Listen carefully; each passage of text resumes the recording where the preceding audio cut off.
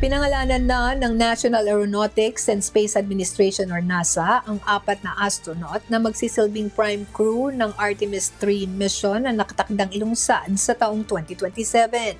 Pangungunahan ng misyon ni NASA astronaut Randy Bresnik bilang commander, kasama si European Space Agency astronaut Luca Parmitano bilang pilot at NASA astronaut Andre Douglas at Frank Rubio bilang mission specialist.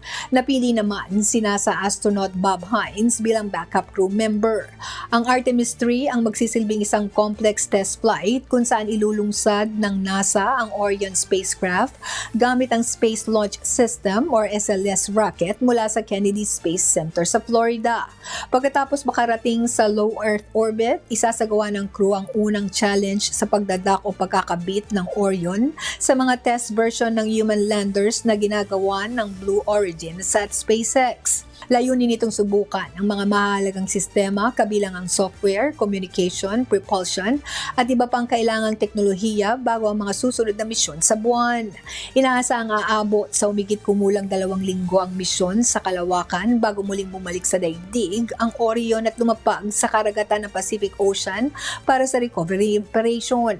Ayon sa NASA, ang Artemis 3 ang magiging susunod na hakbang matapos ang matagumpay na paglipad ng Artemis 2 at maghahanda sa ahensya para sa Artemis 4 na nakatakdang magdala ng mga astronauts sa Lunar South Pole sa 2028. Mahalaga rin ng misyon dahil ito ang kauna-unahang pagkakataon na may astronaut mula sa European Space Agency na formal na may tatalaga sa isang Artemis mission.